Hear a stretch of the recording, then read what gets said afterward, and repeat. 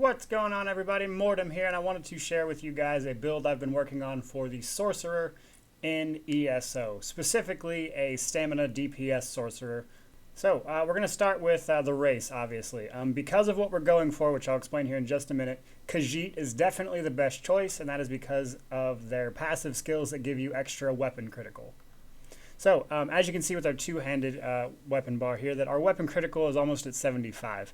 I plan on pushing that a little bit higher, which I'll discuss with some gear choices later, but it's pretty ridiculous as is. And that's going to be the focus of this, is getting that weapon critical as high as possible. Weapon damage is, of course, also important, but the main thing we're focusing on is the critical. I have a 52-12 health and stamina split. Technically, you could just dump all this into stamina. I just like to have a little extra health. But if you wanted to go all stamina, that would more than likely work as well. So, for our Mundus Stone, we pick up the Thief, which gives us our increased critical strike chance. I'll talk a little bit more about that later, but the Thief is going to be the major one. And that's pretty much it for base character stuff. Race, Khajiit, 12-52 health split, health stamina split. And then focus on the critical. So from there, we're going to look at our weapon bars. So our main bar is going to be a two-hander, our main weapon dealing bar. So we start with critical rush just because it's awesome. It guarantees a critical strike, deals up to 68% more damage based on distance traveled. So the farther away you are, the better, though we're usually using this to cover ground so much. It's not so much trying to maximize damage with it so much as it is just moving around the battlefield. Now, from there we go to Executioner. Just a really strong hitter, especially when they drop low on health. It does ridiculous damage. With this setup I've got going now, that usually crits for 17 to 18,000. Camouflaged Hunter, honestly, either morph of this one will work. You could also use Evil Hunter. This is just the only Fighters Guild ability that I'm using for this, so Evil Hunter didn't make a lot of sense because that just reduces the stamina cost of other Fighters Guild abilities, whereas this one has a nice little perk for when I'm playing the rest of the game. So literally either of those would work. The main thing we're using it for is the weapon critical rating. Its actual ability to hit stealth and invisibility guys is also nice, but the main thing is the crit. And Critical Surge is probably the big one here. So Critical Surge is basically momentum from the two-handed skill line tree here. But the reason we're using Critical Surge is A, we're a sorcerer and it's the better version. But also, every time we crit with this on, it heals us. And, as you can see with our ridiculous critical ratings and this guaranteed crit from Critical Rush, we're getting healed from this all the time while it's up. And while Momentum is or Rally is usually the better one for the healing option, it will give you that sustained healing, but because of all of our crits and our ridiculously high crit, it's going to give us so much more that it's definitely worth it. And then, of course, Wrecking Blow. If you're going to use a two-hander, you got to use Wrecking Blow, just because it's awesome.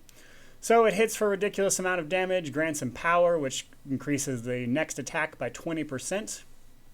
That one's pretty great. If you can, as most builds go, usually you'll hit with this, and then if they're low, you'll spam Executioner right after, because it'll do ridiculous damage as a follow-up. Or you can just spam Wrecking Blow in PvE, and that usually works pretty well as well. Now, our ultimate on this line is going to be Onslaught, which is the morph version of Berserker Strike. If you use this properly in PvE, it is ridiculous. I can't really say for PvP because I don't do it very much. But basically, it does 13k physical damage base, and then it'll ignore target's resistance and grant us the resistance that it ignored for 8 seconds. But with the Onslaught version of this, if we kill an enemy with this, it immediately refunds the cost, and I can use it again, which is awesome. Now, with all of our crit stuff, I'll get into it here in a minute, just explaining where some of that comes from, in addition to our champion points. But with all of that stuff taken into consideration, this usually crits for 22 to 25,000. And if you kill something with it, you can use it in rapid succession, especially if you have a lot of low health mobs around you. So what I like to do is switching to our dual wield, which, by the way, is the other one. We're going to use Deadly Cloak and Hurricane. These are our two AoE abilities, and they're both centered around our character. So when you pop these, you're doing all of this damage, and so that'll get enemies low.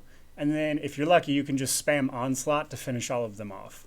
That usually works for lower health mobs. It's not something you do all the time. It's just something I've seen that this build does really well, and it's fun to do. So switching over to our dual wield bar. As you can see, I don't have all the passives for this. I've just kind of been working on it, and I kind of fell into this, and I thought it was really cool, so I wanted to make a video about it. But we're going to pick up Deadly Cloak, which just does a ridiculous amount of physical damage to enemies nearby. And the nice thing is it also reduces area of effect attacks by 20%. So you get a little bit of defense there, plus you get a nice player-based AoE.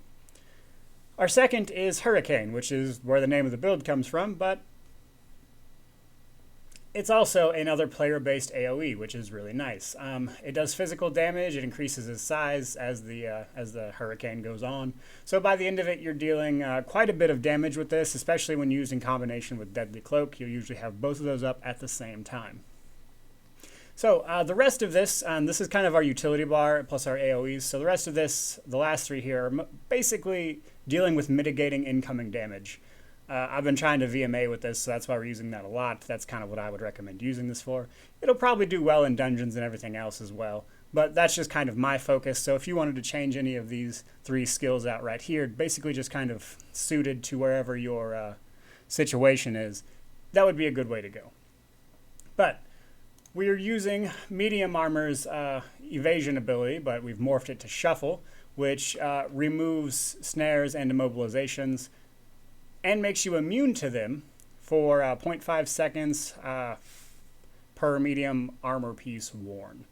So Shuffle's really good because it grants you all that dodge chance, which is a nice damage mitigation for a medium armor wear. Plus you get that immunity to snares and immobilizations.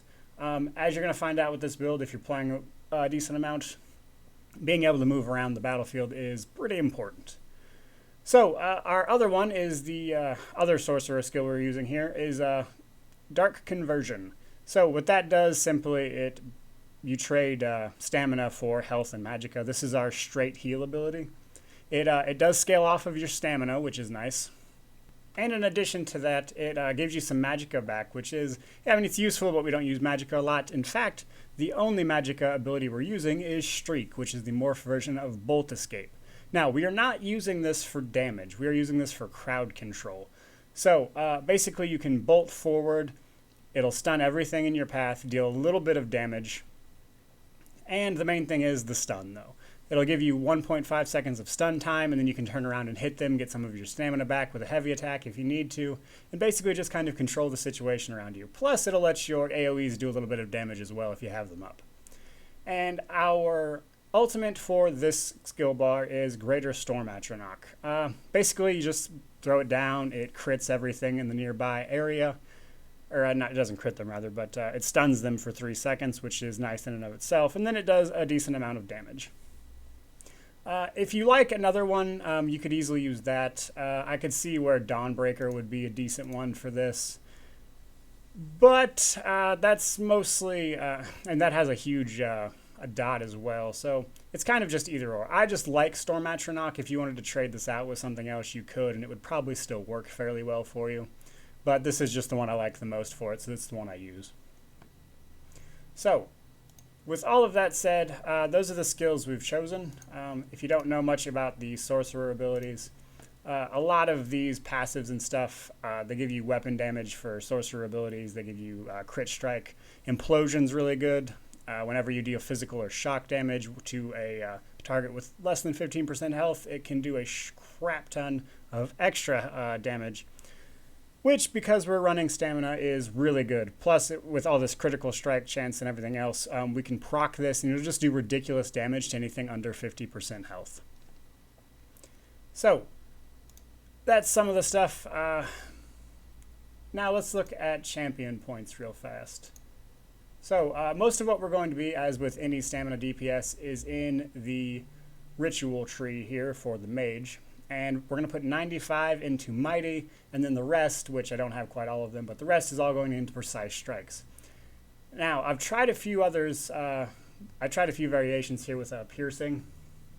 The Spriggan set is a big deal right now, which gives a crap ton of physical penetration. So I was taking a look at it. However, I noticed that even with this one pretty much maxed out, I was always getting higher DPS with the Precise Strikes champion points, and that's largely because our criticals are so close to a guaranteed critical every hit that we're getting this increased damage off of the weapon criticals, which is just sending the damage through the roof. So that's what I like to go for there. Perfect Strike, of course, is always nice. Gives you that extra weapon crit. When it comes to damage mitigation trees, which is the warrior stuff, Hardy and Elemental Defender is always really good because those two basically reduce damage across the board by about 20-22% once you have them maxed out. And for our Thief sign stuff, we're going to go 95 into Warlord, which will reduce stamina costs. And then we put the rest into Mooncalf, which gives us stamina recovery and helps deal with your stamina loss, because if you're spamming a lot of this stuff, you're going to lose it pretty quick. So from there, we're going to go ahead and move on to the armor portion of this. Now, before I start talking about this, I want to say that I'm still messing with the exact armor setup. What I'm using right now is an easy to get your hands on set that gives you all this stuff. I've been working my way through VMA with this stuff actually, and it's been working pretty well so far. But I'll get into other sets I'm thinking about using, but for right now, we'll talk about what I'm using right now. So the agility set for your necklaces, or your necklace and your 2 rings rather, is always a great way to go. Gives you some extra weapon damage if you decide to use that enchant, as well as the set itself will also give you the 186 damage plus some extra stamina. I am using the healthy trait for these, but that's mostly because it's just super cheap to get your hands on. You can usually buy these for like 2K a pop with the healthy trait, whereas the stamina one is much more expensive. But if you can get the stamina trait, obviously that's the one you would want to use. Now, for the rest of this, we are using a 5-piece set for Hunding's Rage, which is just an awesome stamina DPS set. It's very easy to get your hands on. But as you can see, we're using all 5. This Jack right here has the infused trait, but that's actually not the one you want. I just didn't have divines for this one. Literally every other piece of armor here is divines. And that's awesome because it will increase the effect of your boon, or your Mundus boon, which in our case is the Thief, which gives us this extra critical strike chance, which is what lets us push this up to ridiculous limits. So from there, we also have 4 pieces with our dual wield set of Ashen Grip, and that's mostly just because it gives us more weapon damage. When I'm in dual wield, it gives me a little more critical on that bar. But the main thing here, and we are using Precise for extra weapon and spell critical values on these weapons. Now, Ashen Grip is probably the one I'm going to get rid of as I'm tinkering with this armor, because the plan is to take the Hunding's Rage and basically replace Ashen Grip with the 4-piece set of Hunding's Rage, so that way we're getting all of our crit out of it, and then switching the 5-piece to Twiceborn Star. And then for our second boon that Twiceborn Star gives us, I was going to pick up the Warrior Stone, which gives us extra weapon damage. Combine that with all of the Divine's effects on the armor, and it should be kind of ridiculous. It should make up for all the crit chance we've lost, plus bringing up all of our weapon damage in general.